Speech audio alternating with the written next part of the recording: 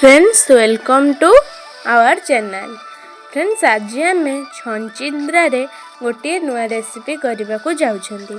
हाँ जदि आम भिडियोटी आपन को भल लगी वीडियो को लाइक और आम चैनल को सब्सक्राइब करने को भूलिबेनी। प्रथमे आम आलू को छोट साइज रे काटी नहीं, छचिंद्रा को मध्य छोट साइज रे काटी नहीं, तासह पियाज टमाटो को काटी नहीं। तो सोरिष बाटण अच्छी कढ़ई गरम हेले सेथिरे तेल पकाइबा। तेल गरम हो सारा परे सेथिरे छोट साइज रे काटी रखिथिबा छचिंद्रा को आमे पकाई दबा। नहीं थरे भाजी सारा परे सेथिरे लूण स्वाद अनुसार हलदी गुंड पकाइबा, पुणी ताकू भाजी नेबा।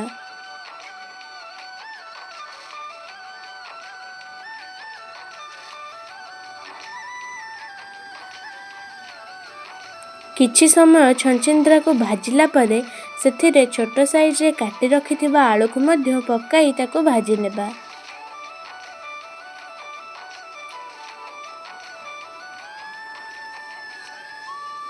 वर्तमान आमर छचिंद्रा और आलू भल भाव भाजी हो सारानी।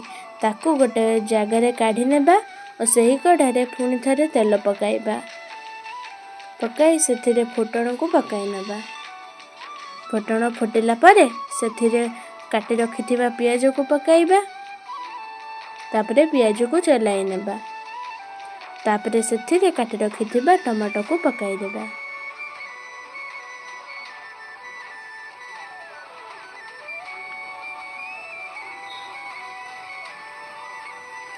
किछि समय चलाइबा परे एतिरे सोरिष बाटण रे पियाज रसुण सोरिष सुखिला लंका मध्य दे बाटी पारिबे। ताकू दे पुणी चलाइबा।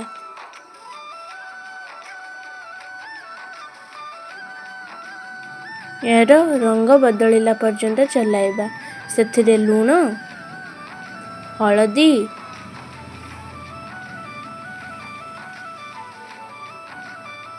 सब्जी मसला धनिया गुंड लंका गुंड पकाई भल भाव चलाई नेबा। देखो किछि समय मसला कषि सारिबा परे सेथिरे आगरू भाजी रखिथिबा छचिंद्रा और आलू को दे कषि नेबा।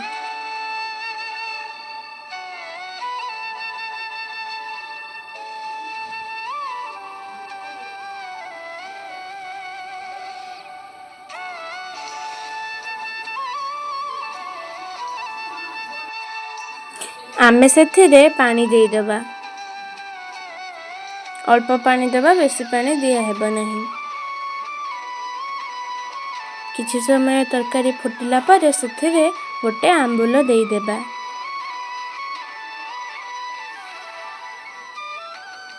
देखि पारुथबे हमर प्रस्तुत हो जाइछि छचिंद्रा आलू बेसर। आज यदि वीडियोटी भल लगी हम चैनल को सब्सक्राइब करने, हम वीडियो को लाइक करने भूलिबे नहीं। रहिली जय जगन्नाथ।